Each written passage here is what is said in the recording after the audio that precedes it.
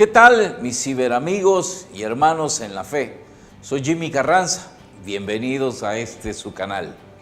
Hoy vamos a continuar hablando acerca del tema que hemos desarrollado todas estas semanas, que se denomina Estudiemos la Biblia.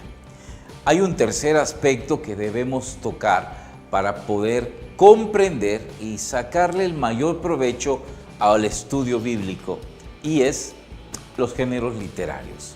Así que ese es el tema de esta semana.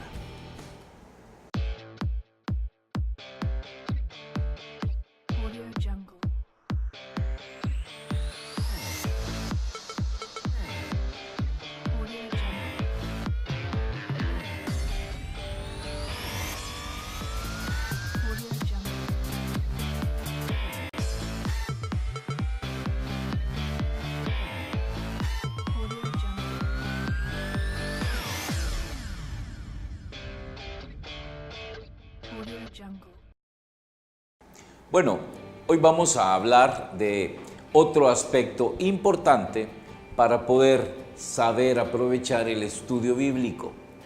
Es el tema de los géneros literarios. Desde que la humanidad empezó a expresarse a través del medio escrito, surgieron también los géneros literarios.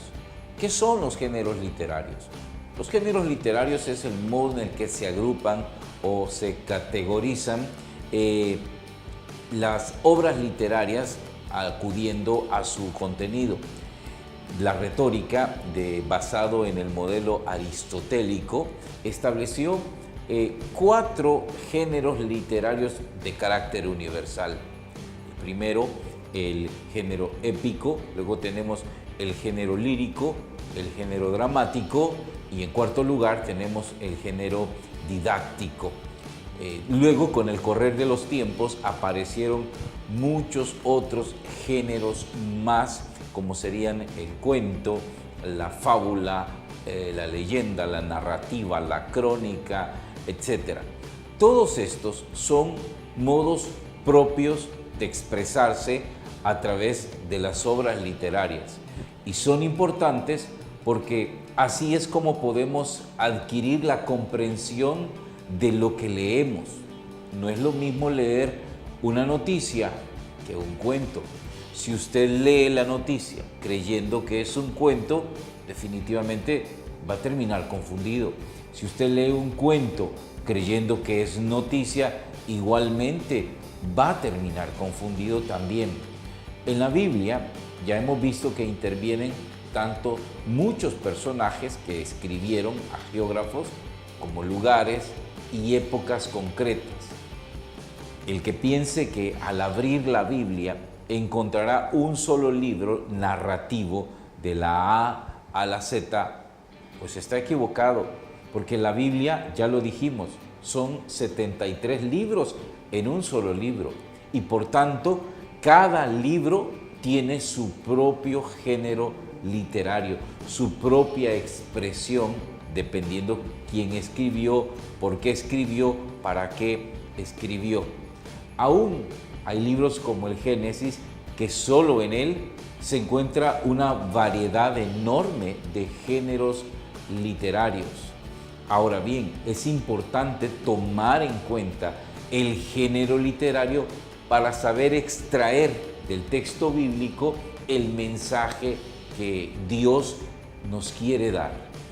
Cuando vemos estos géneros literarios, vamos a encontrar muchas cuestiones de orden narrativo que pueden ser cotejados con la historia universal, es decir, acontecimientos que sí ocurrieron, pero también podemos encontrar acontecimientos que o no se sabe si ocurrieron o simplemente no ocurrieron porque son algún cuento, alguna fábula, alguna leyenda que no es que sea mentira.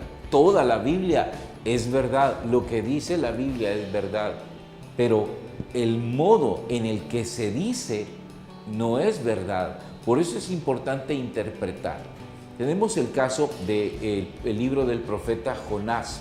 El libro del profeta Jonás cuenta una historia que no se sabe si tiene lugar en la historia universal. Es decir, no sabemos si eso ocurrió o no ocurrió. Lo más probable es que no. Los entendidos en la materia, las personas que se dedican a estudiar la exégesis bíblica, a conocer la interpretación de la Biblia, son gente muy erudita. Si nosotros revisamos la Biblia, vamos a encontrar en las primeras páginas una cantidad enorme de nombres que son todas las personas que intervinieron en la interpretación o traducción de una Biblia, de los textos originales a los textos actuales. Ellos son los que dicen si un libro pertenece a tal o a cual género literario. Pero volviendo al tema de Jonás, ahí se presenta un relato poco verosímil, es decir, poco parecido a la verdad. Si nosotros creemos que el mensaje que dice ahí es cierto, pues estamos siendo ilusos. Lo que dice ahí, es más bien el relato que dice ahí, pues es poco verdad. Pero el mensaje es lo esencial. El mismo Señor Jesús dijo, no van a tener otra señal más que la señal de Jonás. Y no quiere decir Jesús que la señal es que se lo tragó la ballena. Significa los 3 días que Jesús estuvo enterrado en el sepulcro y resucitó al tercer día. Como Jonás prácticamente resucitó. Ese es el mensaje central. No que un animal se lo comió, porque eso es poco probable. Primero, la Biblia no habla de una ballena. El único que dijo que era una ballena era Pedro Picapiedra, cuando se lo tragó Moby Dick o Moby Piedric, no recuerdo cómo se llamaba, y que pasó por una muela de la ballena y ahí decía, aquí estuvo Jonás. Pues eso es mentira, eso no es cierto. Un pez, dice la Biblia, el pez más grande que existe y ha existido en todos los tiempos es el tiburón, es el tiburón blanco, es el pez más grande y él no se puede comer a un ser humano de un solo bocado tragado, tiene que masticarlo, se lo come a pedazos, de manera que Jonás no pudo haber vivido si un tiburón se lo hubiese comido. La ballena no es un pez, la ballena es un mamífero, es un cetáceo, es un animal que no respira por branquias, sino que posee pulmones, pero igual tampoco puede comérselo una ballena. Primero porque la ballena no come humanos, ni siquiera come otros peces. La ballena se alimenta de plancton. Ella abre sus fauces y absorbe una cantidad enorme de agua que es filtrada a través de sus dientes filamentosos, donde se queda atrapado el plancton. Y luego ella expulsa el agua por otra vía y el plancton queda en sus dientes y eso es lo que la ballena ingiere. El tracto digestivo de la ballena no es tan grande como para que un humano quepa. Y aunque así pasara, pues lo más probable es que ese humano hubiera sido digerido por los jugos gástricos.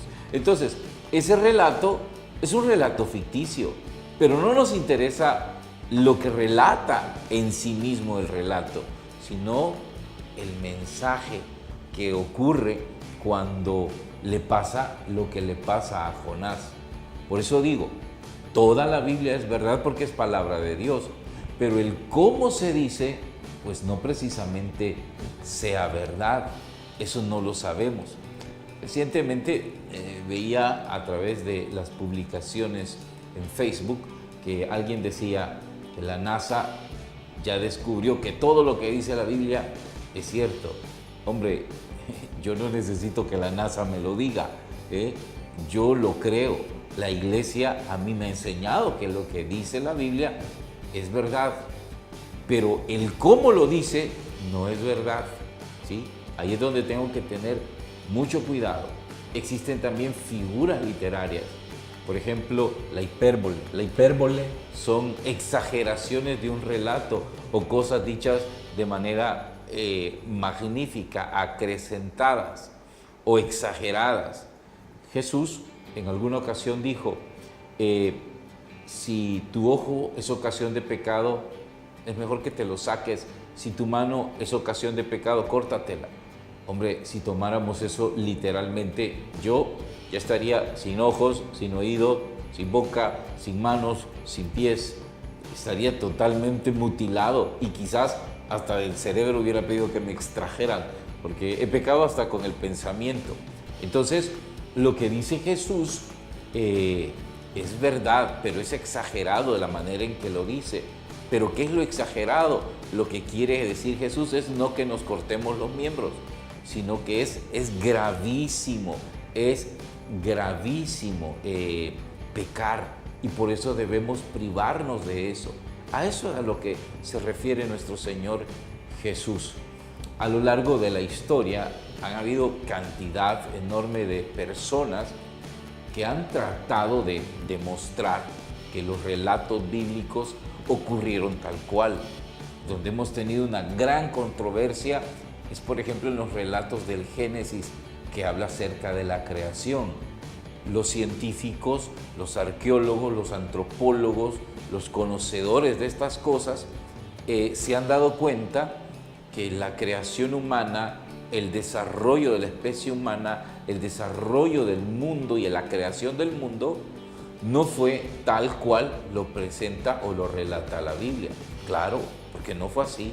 El relato bíblico es un relato religioso, no científico, no es un texto de geografía. La Biblia no es eso. La Biblia es un libro religioso y lo que dice ahí lo tenemos que entender como un criterio religioso, un mensaje religioso. No es ciencia.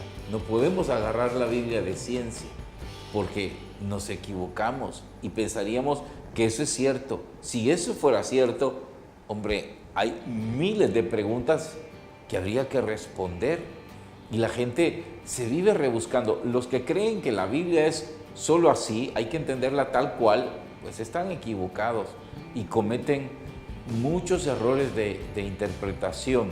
Y lo peor es que así lo enseñan a sus seguidores, a los que les escuchan. Yo no soy una autoridad bíblica. Yo he estudiado algo de Biblia, a lo mejor en la universidad, cuando tuve la oportunidad de estudiar teología, pues me enseñaron algunas cosas que yo les estoy transmitiendo. Pero estudiar Biblia es una de las carreras más caras, más difíciles. Primero, no se puede estudiar desde un escritorio, hay que tener estudios in situ, es decir, en el lugar donde ocurrieron los hechos. Y para entender Biblia hay que tener otros estudios de base, por ejemplo, hay que conocer lingüística, hay que conocer historia judía, hay que conocer el lenguaje hebreo, hay que conocer de géneros literarios, hay que conocer, tantas cosas, hay que ser paleontólogos, arqueólogos, en fin, antropólogos, para poder entender la Biblia. Claro, ahora usted me dirá, bueno, entonces yo no puedo entender la Biblia porque yo no soy nada de eso. Es que lo que sucede es que nosotros no somos autoridad para interpretarla. Solamente podemos extraer el mensaje. Y si de repente me aparece algo oscuro que no entiendo o que sale demasiado exagerado, bueno, entonces tengo que consultar. Lo bueno es que nuestras Biblias, hablo de las Biblias católicas, desconozco cómo sea la estructura de las Biblias evangélicas, pero todas las Biblias católicas tienen una parte introductoria, al menos las Biblias de estudio, como la Jerusalén, la de Adolfo Scheckel y cosas así, Biblias así, tienen textos introductorios para explicar el libro que se va a leer. Aparte de eso, tienen notas a pie de páginas bastante extensas que podemos consultar para saber qué quiso decir el autor con lo que dijo y poder así extraer mayor riqueza de los textos que estamos leyendo.